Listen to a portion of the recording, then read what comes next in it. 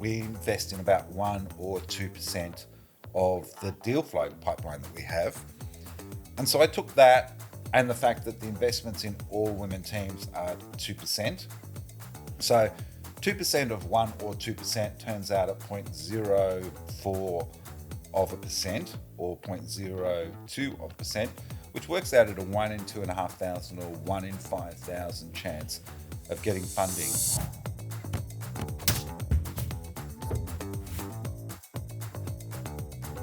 Hello, Budri Gamawara from the Gadigal Lands here in Sydney. It's the Startup 360 show. I'm so glad to have your face there. I watched myself last week on my own and I kept looking for you, I'm lost without you.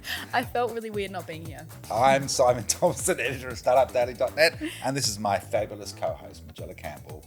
Great to have you here. Thanks for having me back. Nice patent leather shoes too. Oh, thank you. Very impressed. Look, this show is all about founder fun more than founder mode. Now, before we get into the Vanta banter, I do want to say that Startup 360 is supported by Vanta, helping startups unlock market opportunities through automated compliance. Thank you to them. All right, should we do some Vanta banter?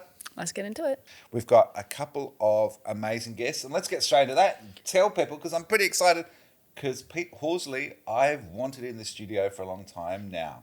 He is the founder of Remarkable, the disability tech accelerator. I feel like we should say, I said he is incredible, and then you said remarkable, so it sounds like I'm just... He's remarkably incredible and He is. incredibly remarkable.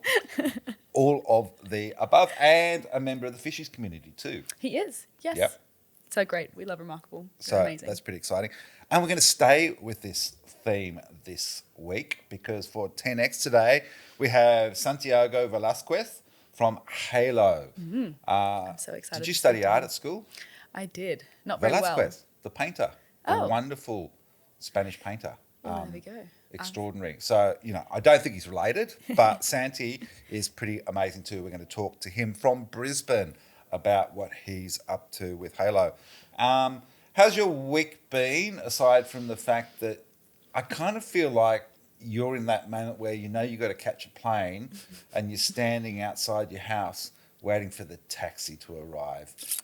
For people who are not aware, and I may have teed off a little bit against the New South Wales Government Investment New South Wales on Friday about the fact that Sydney Startup Hub shut down, and it's not that you're homeless because you're still at the shut down Sydney Startup Hub and obviously working with your founders, but I'm a little bit surprised that after 8 months, we didn't have all the I's dotted and the T's crossed for this move to happen.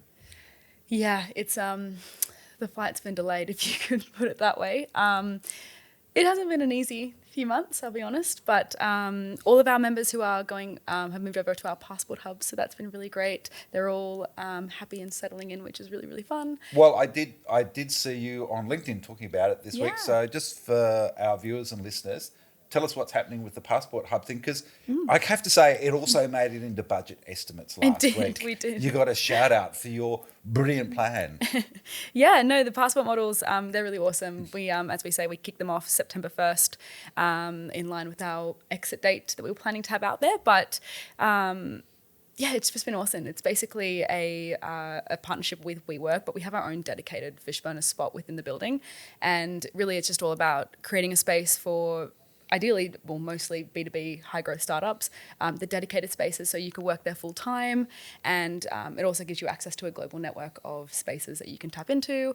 And along with it being a passport hub, it's connected to our passport program, which is basically our decentralized way of offering startup support. So that means they can always get access to all the same benefits as all the rest of the community, of course. One of the stories I've written up this week is that Blackbird wrote about their ambitions for backing women founders.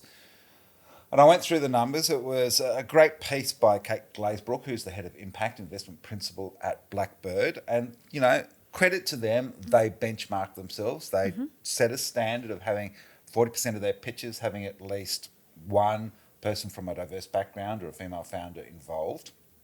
And they sort of had a look, and they've been looking for 3 years now. They've got to about a third, so 33% are making it through. Kate makes the point that if you get that far, it's kind of like Australia's Got Talent, you've got a reasonable chance of getting funding. She reckons it's sort of pretty equal between the men and women involved. I tried to unpack the numbers a little bit, but Blackbird made the point, or Kate made the point, that they had roughly 1,800 deals go through in FY25.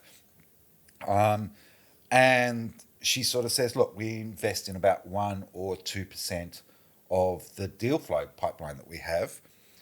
And so I took that and the fact that the investments in all women teams are 2%.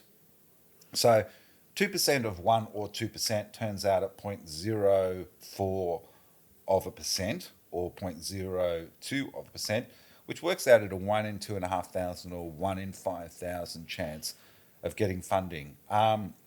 So for all of the debate and their call is we need to find more women founders to get into our pipeline, and we're working on it and trying.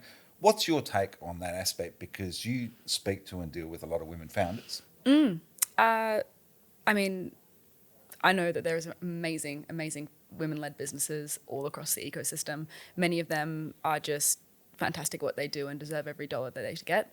I'm not an investor, so I won't speak to that side. But from my experience, it's not a deal flow issue, I would say. Okay, because part of Blackbird's point is that they have a mandate that they have to follow in terms of, so they're looking for the right kind of woman that has to work with their deal flow. But there's a couple of interesting things in terms of, Kate sliced it in a certain way to present the company's figures. And of course, they put them up against some benchmarks from all the other VCs as well. And Blackbird does outperform the rest of the pack. So good on them for doing a better job. But to me, it still seems like there's a lot to do, because I looked at this and where it was going back to the investment committee aspect, which is their benchmark, that there was 146 all-female teams in the deal flow. 42% of those made it to the investment committee, but that fell to 24% for the mixed teams, and there was 560 companies in the pipeline. Then there was 1,091 all-male teams. They got the same, 42%. So kind of interesting to see how it unpacks and where it goes to from there. And I've republished some of the data that Blackbird supplied, the charts. You can have a look at that. They make the point that the investment pipeline for all women sits at around 8, 9, 7, 8% across, going from pipeline to meeting to IC pitch to investment made. And then it ends up in dollar terms at 2% for all female teams. But thanks, of course, to the $60 million that Blackbird put into Air Wallets as part of a $232 million Series F. The numbers look quite pink on the chart, quite good, because it gets to 59%. So 61% all up with 39% on the boys. So kind of good, but there's a single bet there. It's a little bit like Canva being a major part of your portfolio value. One investment skews the numbers a little bit. Shall we get our first guest in, Pete Horsley, to talk about being remarkable? We absolutely should. All right, don't go away. We'll be right back. Welcome back to Startup 360. We are joined with the amazing Pete Horsley, founder of Remarkable. Welcome, Pete. Thanks for having me along. Now, I love the story about how you've started. You were previously a landscape architect, and now you run the disability accelerator Remarkable. Can you tell us a little bit about yourself, your story, and how that all came about? Yeah, certainly. I guess probably the first big influence on my life was actually my eldest sister. So my eldest sister, Jo, was born blind, also autistic, and has an intellectual disability. And she's had a really profound impact on my life in terms of how I see the world, but also kind of how I see value. She was 8 years older than me when I was born. And certainly as a kid, I always loved to show off some of the talents that she had. So you could tell her what date your birthday was, and she would tell you what day of the week that was. Oh, wow. And so it just really helped me to start to see what is actually value. And then kind of fast forward a number of years, a good friend of mine actually asked me to come and help out with a project. She was head of research at Cerebral Palsy Alliance at the time. She said, can you come along and give us a hand with a particular project that really got me exposed to kind of others in the disability community. And we really started to see that technology was going to be the future of disability, but we weren't seeing enough examples of really well-designed technology that could actually get scale.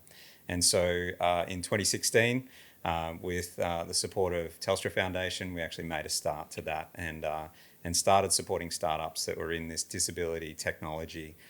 We really see it as the intersection between disability, ageing and health. Lots of crossover between those things. Absolutely. I'm just still reeling from. I can't tell you what day of the week it is most days, let alone sort of, when I was born. So all credit to Joe. Mate, the whole remarkable idea, just share the vision for everyone. Yeah, well, I guess maybe at the beginning, I think we probably went in with a little bit of a false sense of what we were going to do. There probably was a part of us that thought, let's help people who are marginalised by seeing technology actually created for their benefit. But actually, as we've been in this space for quite a period of time now, we've actually seen that disability has been an incredible driver of innovation over decades and decades. We all use keyboards every single day. And actually, the very first prototype of the keyboard was first designed by someone whose lover was going blind. And he wanted a way that his lover could actually type legible love letters to him. So created the first prototype of the keyboard.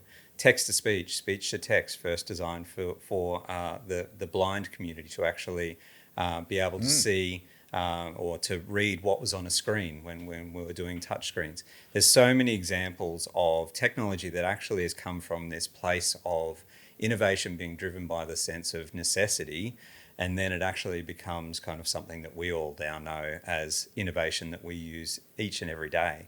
So I think now we're actually saying, well, what are we missing out on when we're actually not investing in this space of the intersection of disability, ageing and health? We're potentially missing some of the big drivers in innovation that really could be, advancing some of the newest technologies and potentially selling into Southeast Asia as well, where they look at ageing in a much different way than what we do here in Australia.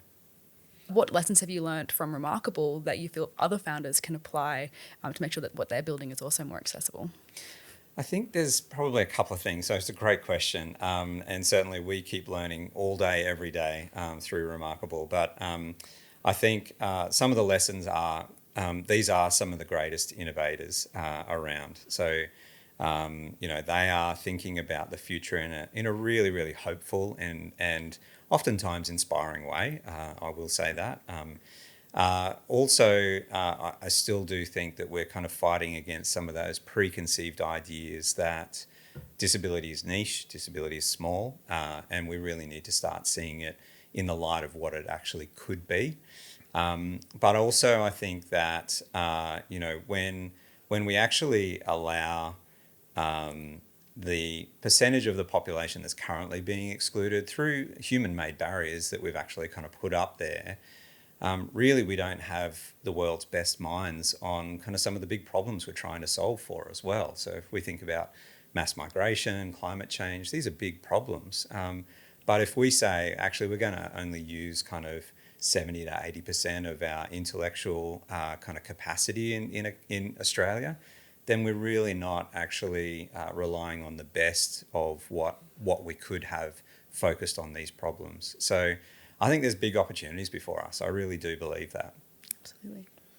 I'm going to go into the investment side now. We talked about cost and forgot the ROI side, which I think is the important part.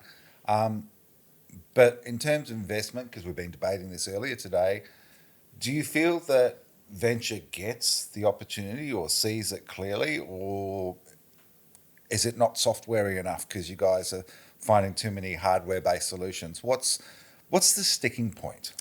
I think there's starting to be a changing conversation. Certainly, so this is Remarkable's 10th year this year. Started in 2016. We had our first cohort in 2016. And certainly the conversations that we had back then compared to where we are now is a vastly different conversation. So we do have a number of investors who have either overtly said that they're interested in investing in this space of disability, ageing, health, or there are some that keep an eye out on what Remarkable's doing and look to what we're investing in as well as potential kind of growth areas for the future. I think that certainly there is still a gap there. There's still a kind of gap that we're having to kind of let founders know that, you know, the reality is that there's still they have to seek out kind of grant funding to kind of see them through this kind of this earlier stage valley of death, and really we shouldn't have to be having them spend so much of their time actually on seeking out grant investment because some of the investors just don't get the value proposition that they're creating. Now, I do think that there's still some greater maturity for this space to kind of get through. We're only just now starting to see kind of, you know, second-time founders, sometimes third-time founders coming into this space, which I think is really exciting. I think that's where we'll start to see some lift and some growth. But we're starting to see that investment conversation change for sure. In that decade, I want to see how your thinking has changed. I mean, for starters, I'd say you've gone from the British newsboy cap to a baseball one. So that kind of hints modernisation to me. But what's going on at Remarkable in your thinking? I think we're thinking bigger. So we're definitely thinking bigger. At the beginning, we're thinking like it was a program. Like that's really what it was. We're an accelerator program. Now we're kind of a pathway of support around ventures that are in this space and seeing the future quite differently. We've been able to establish a global network of organisations called the Inclusive Innovation Network. So we've got representatives in places like Africa, India, China, New Zealand, Canada, US, and seeing the ways that we're actually starting to join together some of these stories around capital and founders actually figuring out how to grow startups, global startups in different kind of geographies. We're also, I think, starting to lead some of the conversation around where we also need to be thinking. AI is obviously a hot topic. AI is something that is going to change all of our lives. It is changing our life right now, and it will continue to change our life. But when you actually have a foundation of AI that's actually built on removing outliers, removing kind of areas and coming up with the next most predictable response, we're potentially actually missing an opportunity there to potentially design for a wide human experience. And so how do we actually get more of that part of the story into thinking about our large language models, into thinking about how Australia can be more competitive in the global AI landscape as well. And I think there's some leadership that we can actually have in this space around that. I mean, so many of the startups that you work with are just so fantastic. One that springs to mind is Alpa, the solar-powered wheelchair that I guess started some of the stuff for Remarkable. Do you have any stories you can share about some of the startups that you've worked with? Yeah, definitely. I mean, it's hard as a someone that's been there the whole time to pick favourites. I'll tell you about some of the ones that we're working with right now, and we're working with 3 incredible startups right now. 2 of them are actually in the transportation space. So one is called Rampy. Rampy is creating autonomous robots that actually meet the needs of being able to make all public transport accessible, particularly for people who are wheelchair users. So right now, there's actually, it's a bit of a live topic in Victoria. In a couple of months, they'll be opening their metro train. And it was supposed to be a roll in, roll off. What does that mean?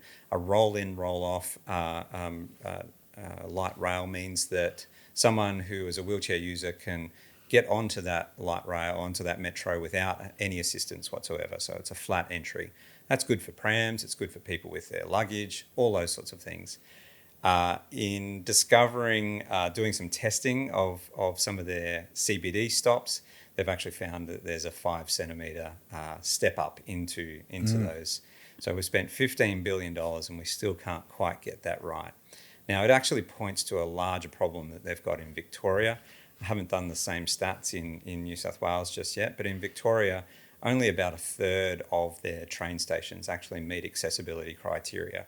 So what does that mean? Well, again, it means a human has to be there to actually put a ramp down to allow someone who's a wheelchair user to get on.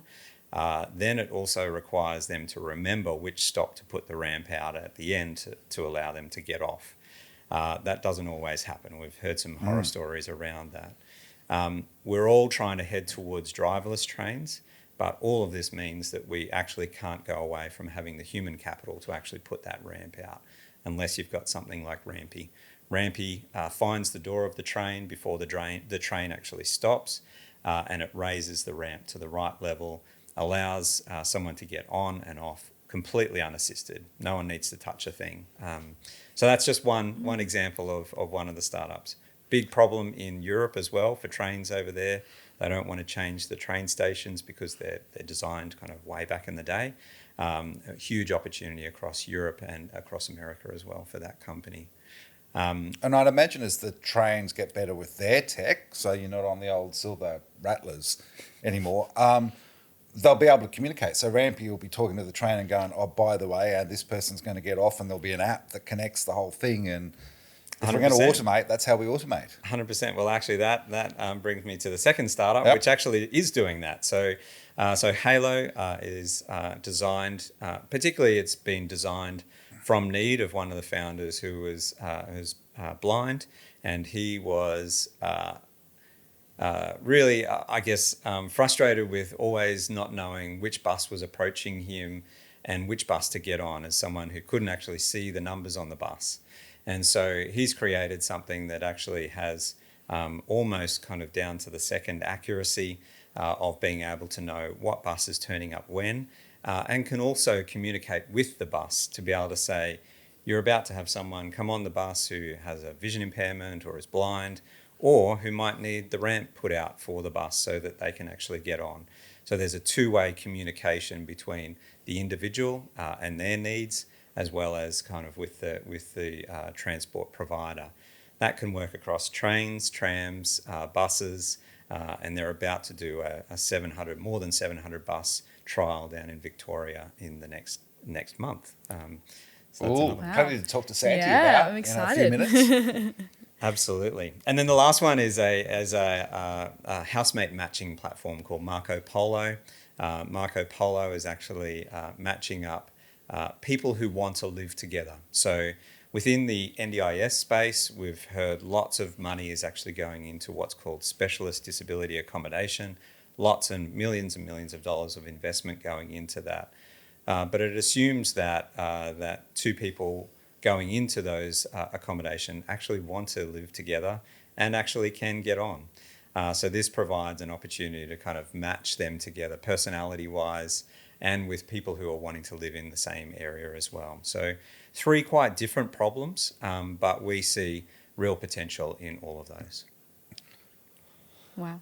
I love it. I could listen to this all day. It is so cool. I'm going to take you back to last year, I think, when Matt Pieri was out from the UK as entrepreneur in residence for sociability, because I remember the extraordinary thing about that is he went on to nab, I think, $3.5 million from the likes of Biz Stone from Twitter. That's right. Some seriously cool people, the Lightbulb Trust in the UK. There's that global aspect where Matt, was an incredibly inspiring person. I was lucky to be there at the demo day, and his conversation was extraordinary. That global aspect to it, what are the conversations like around the world? Because I'd imagine the issues are universal, but the ideas and the way we tackle them are different. 100%, yeah. Definitely they're universal problems that these startups are trying to tackle. And certainly we're seeing more activity in this space around the world. In the States, in the last 2 years, we've seen probably 7 or 8 specific funds that are actually have popped up around disability tech. So it's a space that we're kind of seeing the venture capital world starting to kind of pay more attention to. But you're right, like there's different approaches in different parts of the world. Certainly, I think that Australia's got an incredible opportunity. Given that we've got NDIS, yes, it's got some challenges with it. It's got But we know that the government has actually said that it's going to be growing at 8% per year. Now, that's a pretty decent kind of growth rate for any sector. And so we want to see the opportunity for startups that are homegrown here in Australia, then being able to go out to the world and actually meet the needs of those in other parts of the world as well. We think that we've got an advantage here around that. So it's a matter of how do you help them navigate, how do you help understand the kind of market intelligence that they need around those different geographies. And really that's what we're trying to do, is knit together some of that market intelligence through our Inclusive Innovation Network as well. In that context, and I can just imagine the screams from bureaucrats and opposition MPs, but would you give the NDIS $1 billion for a VC fund to go and invest and sort of see what happens? I'd give it to us to invest. Well, there's rather than NDIS. $1 billion sounds good, but honestly, I do think that that money would be incredibly well spent in this space. I really do believe that we will see not just benefit back to Australian taxpayers, but also benefit to every person as we age. Disability is going to be relevant to all of us, and so I do think that given that we're spending, at the moment it's about $49 billion just on the NDIS. There are other parts to government money that's going into disability. But given that we've got that amount of money going in there, we really do need to see innovation, R&D in that space as a priority for government. Mm. You've joked before that an ideal future would be where Remarkable doesn't need to exist anymore. What does that world look like? What key problems do we have to solve in order to get there? So I really do think that, we do honestly believe that that one day mainstream technology is going to see the huge advantage that designing for diversity from the beginning rather than as an add-on. Everyone knows that it costs more when you're trying to build it in later on down the track. But you've got good lead indicators around what's happening with that around the world. You've got something called the European Accessibility Act that came into full force this year in 2025.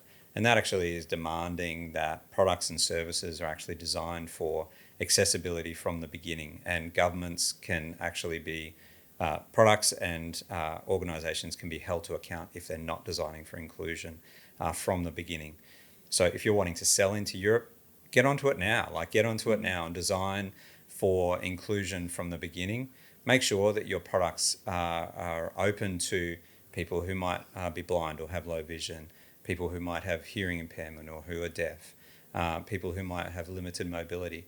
When you're designing for those populations, you've got a greater customer base, but also through now people are more loyal to brands and products that actually meet the needs of everyone that they love. And so I've had examples where I've been out with friends and who are wheelchair users, and if we can't get into a particular venue, we take our whole party to somewhere else that is inclusive. And so that happens all the time, but we perhaps just don't think about it or see it all the time. And people are making decisions like that all day, every day. So I do believe that when we actually start thinking about designing from the ground up inclusively, Remarkable won't have to exist anymore, and that'll be a good day. What does Jo think of what you do? She understands some of it. The thing that she kind of loves most is her music, and I don't know how much of I don't even know how much my wife understands of what I do actually. So in terms of we do stuff with startups and that sort of thing. That's about all I think most people understand. But she loves me and I love her so much. And I think it's something that I'm incredibly proud that she's had such an impact on my life, that I might be able to do something that kind of has some kind of impact back to her as well. Awesome. My final question is, when is the demo day for the next one? So it is going to be part of our tech summit. So just today we have launched ticket sales for our Remarkable Disability Tech Summit. We've hosted 2 of those already overseas. So we've always done our tech summits in the US as we've been growing our programs over there. But this year we're bringing it back to Australia. We're going to be doing it at Sydney's Town Hall on the 10th and 11th of November. And on the 11th of November, we'll have our demo day as part of that as well. So if you want to see exciting technology that's happening in this space, this one is all about rewiring the future. It's about kind of looking at the ways that AI is rewiring the future and how we can think about that in an impactful and inclusive way. And then as part of that, we'll be showcasing lots of new incredible technology at our demo day as well. I'm pumped about that one. And for the political nerds, of course, it will be the 50th anniversary of Gough Whitlam being sacked as Prime Minister of Australia. 100%. There you go. November 11, 2025. Good. That'll be amazing. I'm sure we can have a drink to that night. Yeah, it's time. Pete, finally, what's your greatest joy? My greatest joy is seeing where people actually get the benefit of including people with disability. Honestly, I actually think I was on the weekend, we're down in Victoria running an event down there, and I had an incredible young guy by the name of Alex who has cerebral palsy. He is an aspiring AFL commentator. He knows everything that there is to be known about AFL, and he's only 12 years old. And he just talked about a few of the kind of simple technologies that he's been able to have in his life that have enabled him to do what he does. And I think, like, man, if we can have more Alexes in the world, and we can get rid of some of the barriers that that Alex has faced over his lifetime so far, and see more of Alex in this world, I think that brings me joy. I think next season I want Alex to do my commentary. What teams do you go for? He goes for Adelaide Crows. Oh, well, he could be a very happy young man at the end of this year. Alex, we wish you all the best with the Crows and their finals campaign and potentially a premiership. But thanks, Pete Horsley, for joining us from Remarkable. Thanks so much for having me. We're going to take a quick break. We'll be right back with Santi Velasquez from Halo. Welcome back to Startup 360 with Simon and Majella. And for 10X, we're joined by Santiago Velasquez from Halo. Santi, buenas tardes. Great to have you on the show. Tell us a little bit about Halo, because we're not talking about a video game. Simon, Majella, thank you very much. And muchísimas gracias por tenerme en el show. Don't worry, I'll keep everything else in English. But a brief background on Halo starts with my frustration with public transport. So being blind, I was starting to use more and more public transport. They didn't let me drive for some reason or another. And because I couldn't see a bus to hail it, or I couldn't see the map to know when to press the stop button, I was either being left behind by buses or being dropped off at the incorrect stop. And let's just say that when you're blind and it's 11 p.m. and it's the last bus and you're dropped off somewhere else, getting back home and telling the taxi driver where you are, it's a little bit hard. So basically, my co-founder and I, we decided to do something about it. And we realized that it's not a problem just for myself. It's a problem, public transport has a lot of accessibility problems. So we realized if we're able to provide the bus driver or the train operators or the tram drivers a heads up of where somebody wants to get on and where they want to get off at their driver's console, with sort of what type of accessibility needs or assistance they need, I won't be left behind, I won't be dropped off at the incorrect stop, and basically public transport becomes a lot more enticing to use. And that's where we are. Halo basically allows a commuter to use public transport a little bit like Uber. You don't have to hail a bus, you don't have to tap your card, you don't have to press the bell. Everything is taken care of in the background. And drivers also have a smoother experience. This is so awesome. And Pete, of course, was talking to us about it a little bit earlier as one of his favourite startups. But the thing that intrigues me about this is, putting aside any other issues around visual impairment or anything else, I mean, I get off at the wrong stop, with, I think, reasonable cognitive ability and, full vision. This can apply to everyone. this could absolutely transform Correct. how we move around on public transport. Correct, and that was literally the approach we took with Halo, because if we knew that if we designed something that was only for the disability community, it would be dead upon arrival. So as you pointed out, it doesn't matter whether you are a parent with a pram, whether you don't speak the language, whether you're older, whether you're a child, or even you're just tired. You had a long day at work. You don't want to have to think about, oh, where's the bell? Hang on, keep an eye on the stop. Oh, wait, no, did we took a different route because there a protest or there is whatever the reason is, public transport should be so much easier than it is today. Mm. And of course, your 8 beers in on a Friday night, and you're not off on the trip home anyway. There's that one too. And the craziest part is, it's also a benefit for the operators and transport agencies. Many states around Australia and around the world spend, millions of dollars per month on subsidies for you or for people who have disabilities to catch taxis, or, and this is money that can be used somewhere else to improve things, and also just to improve the efficiency of public transport. If you know how many people are waiting for a tram, a train, a bus, what type of assistance they require in advance, the whole process just becomes a lot easier. And I'd imagine the confidence would transform the usage as well. Santi, all right, you ready to do 10X? You ready to have a swing? Because Majella's going to... Let's do it.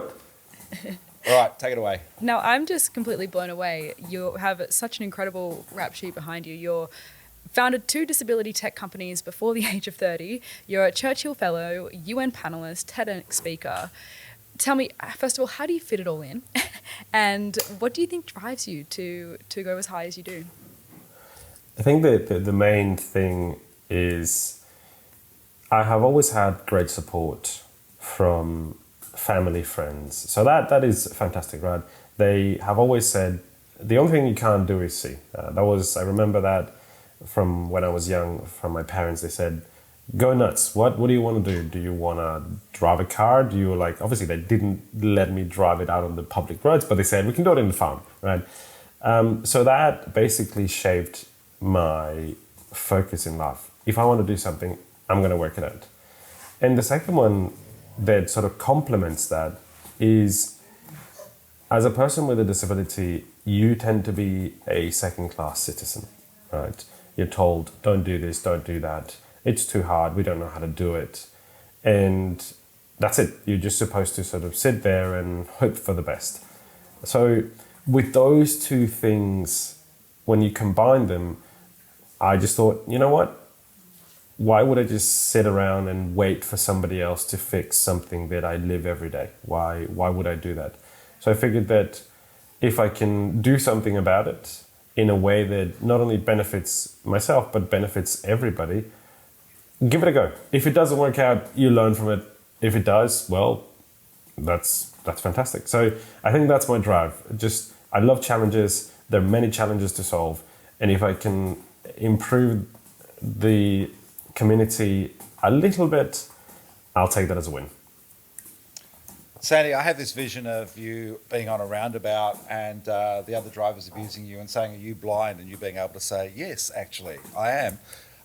But to put that to one side, when you explain to them that you are blind, do they talk to you more loudly? What are the weird things that people do? It's funny because it does happen. I remember one time I was going to donate blood, and my best friend was reading the contract or the terms and conditions. You got to do this, and that. And one of the nurses says to me, oh, no, you need an interpreter. And my best friend and I, we were like, sorry? And she's like, no, you can't read that to him. He needs an interpreter to read that to him. And I said, well, my ears work well, my brain works well. I understand what's being said there based on what my friend is reading. And she's like, no, you can't. And anyway, it was just a whole discussion of what is the interpreter going to, I don't need this to be translated into another language. I don't need that to be so it does happen. But I think it doesn't happen as much. after they sort of realize, oh wait, you actually have some knowledge of what you're talking about. Imagine that. Must be like being a woman, really. Actually, well, you wanna hear something funny, and I Absolutely. hope this makes it into the podcast. My wife, she's complete, like she can see fully. She has blue eyes. She's white. She's basically like, you know, she's perfect, right, if you will. And I'm a brown guy. I am vision impaired. So in the relationship, you would think discrimination would go brown guy worst and disabled guy, and then her because she's a woman. Believe it or not, she gets sometimes more discriminated against by just people, i.e. mainly drivers, who's like, oh, you're a woman, you can reverse back. Anyway, and I'm thinking, that just doesn't make sense. That really doesn't make sense. It sucks, but it's so, it drives me nuts. It's a big problem in front of us to solve. I think the next time that happens, that she just puts you in the driver's seat and see what happens, mate. I'm down for it. I'm down. Yeah, good. I want to know, what's more brutal, the Kokoda Trail Challenge or building a startup? That's a good question. See, at least with building a startup, you, by the end of it, the end of it is not the right word, all your muscles aren't hurting.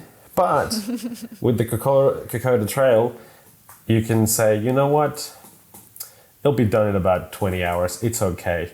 And then the pain will only last for another day, and then it'll be back to normal. So with the startup, I would say it's a lot harder because you're always looking for how to overcome all the challenges, and people are looking at you as like, oh, he knows what he's talking about. And you're like, yes, I do.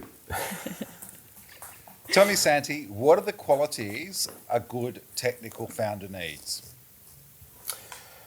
I think there are lots, right? But the main ones that I always come back to is, as a good technical founder, you have to be able to translate the technical stuff and be able to talk to people who aren't technical and be able to basically take the technical resources, the technical stuff that needs to be done, and make sure that your technical team knows why they're doing it, and make sure that the products or service that you're building isn't about the specs, right? Nobody cares how the sausage is made. Nobody cares that your app used Swift versus React Native, or that it's in a AWS cloud as opposed to. Nobody cares about that. They just care that it does what it says in the tin, and it does it really well. That's what makes a good experience for people. So I think as a technical founder, being able to eloquently relate both the user experience as well as the technical requirements is critical. Obviously, be good as a technical founder, right? Don't pretend like you know everything, and surround yourself with a very good team. But overall, I think those are the main things for myself. He totally knows what he's talking about. Thank you. That's so well put as well. I want to know, what is the one founder habit you always find yourself sticking to? I think the biggest thing for me would be try to look out into the future, right? We can get bogged down with, there's something happening next week, there's something happening 2 weeks from now. But if you sort of try to map things out long term, it helps you and by consequence the rest of the team prepare, not just be a reactionary team, but be focused on what needs to be done. Obviously, I want to say that discipline is very important, of course, and eat well, look after yourself, because nobody is going to say clock in at 8 o'clock, finish at 4. Don't worry, after 4 you don't have to worry about reply to emails. You don't have to. So, those are very important things. But I think the biggest thing for me is look into the future. Where do you want this company to be? And have clear goals and clear objectives as to what is it that you're trying to do, right? Now, I also want to say, I'm not perfect at it, right? I sometimes, do more work than I probably should. I sometimes forget things, and it's not perfect, but those things are things that have worked for me so far as a founder. Santi, what led you down the path to becoming a founder, and why do you keep coming back for more? I was at university and I failed a subject, and it was because I didn't have the required materials in an accessible format. And I figured, okay, so what do I do now?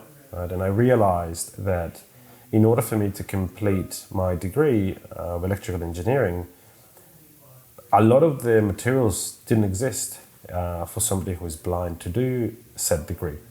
So I realized that if I wanted to finish and if I wanted to get a job in this industry, I needed to actually create the tools for me to be able to finish my degree, but also work in the industry. And I started playing around with my first startup, developing a tactile display that you can see. This is Eyesight. And with that, I realized there are just so many more things that need to be solved for the disability community and also just for the world, that I figured, what's the worst thing that could happen? If it doesn't work out, I learn a lot. And if it does work out, well, it's fantastic. That's great. I love that mentality. What's one risk that you probably wouldn't take in your startup again? Ooh, so many. I think the biggest thing is when you're first getting started, everybody has advice. Everybody wants a piece of the pie.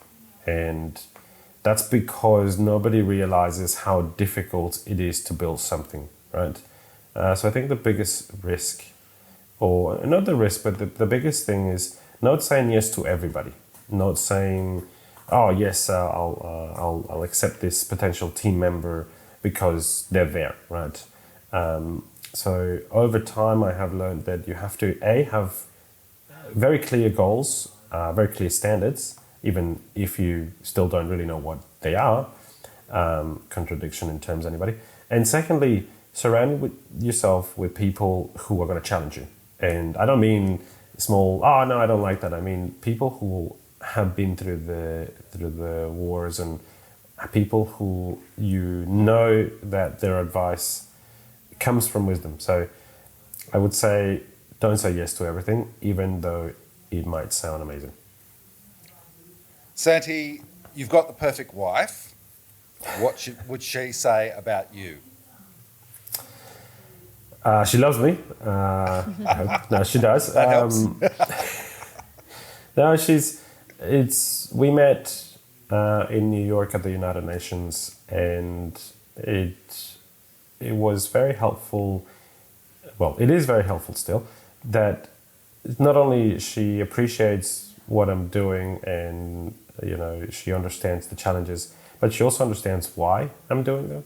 So she was a teacher, and then she was working with me once when we were first getting started with Halo and the team running a pilot in Sydney, and she saw, hey, it's very difficult to catch a bus and a train and a tram and whatever when you're blind. So she actually moved into the disability industry full time.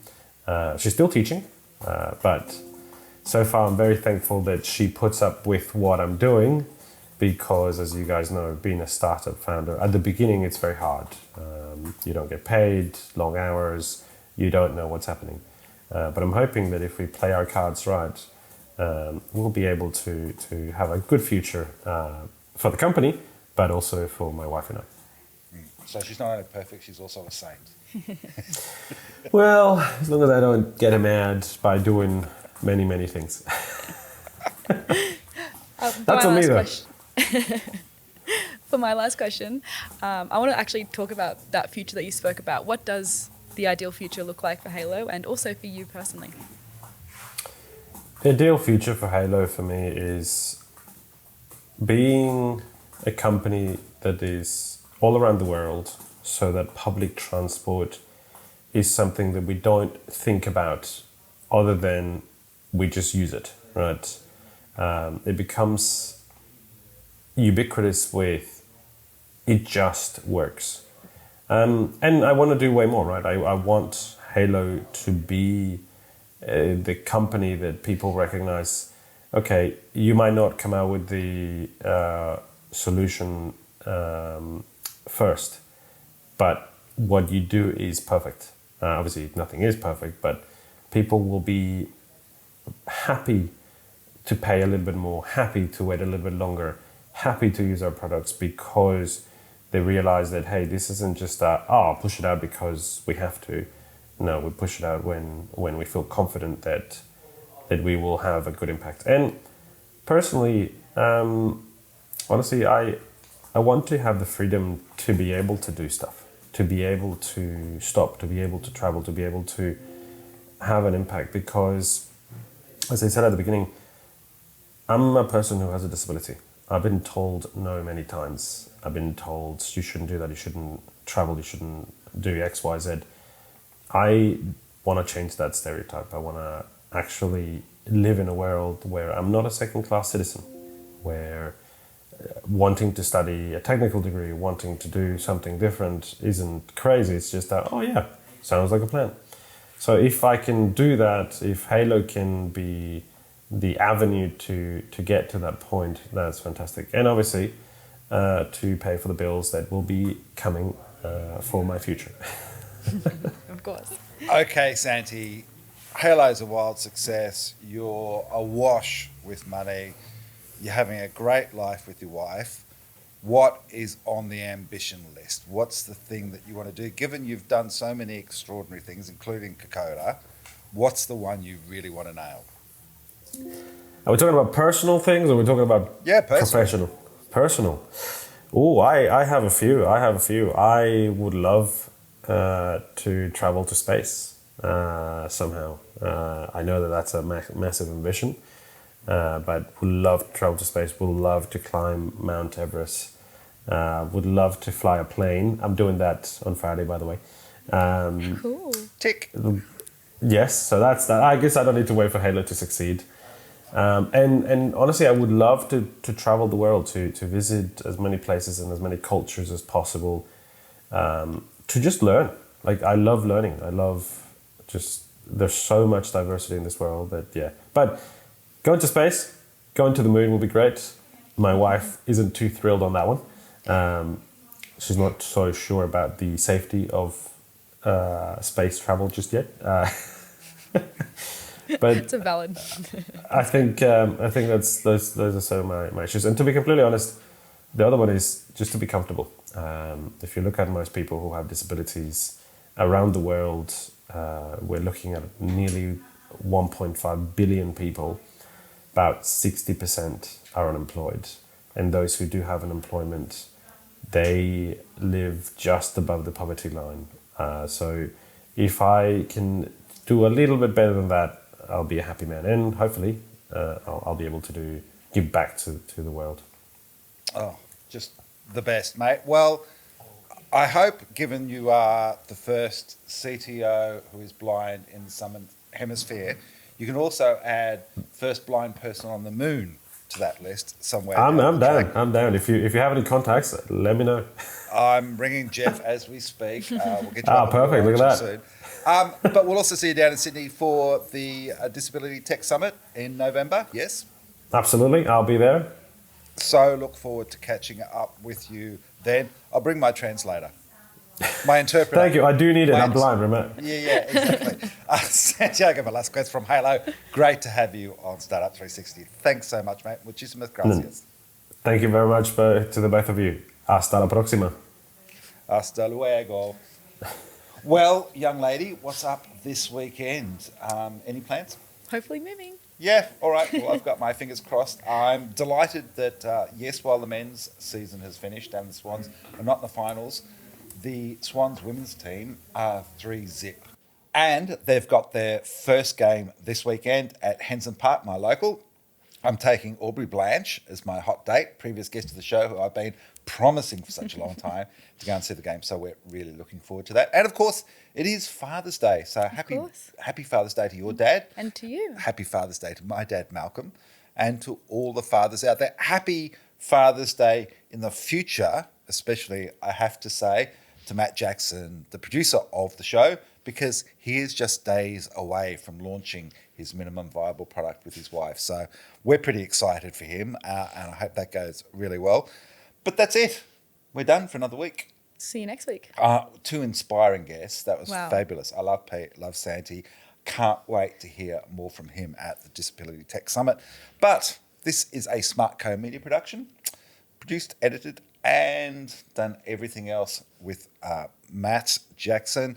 Thanks also to Mikey, who's been helping out, because we need a plan B just in case Dad has to run off to hospital.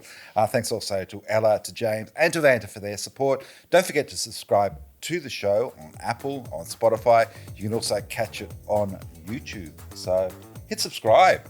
You'll get one fresh in your inbox every week. And don't forget to read startupdaily.net for all the latest news on the ANZ tech ecosystem. And of course, even the stuff about fishies as it happens. All those Breaking great news. projects.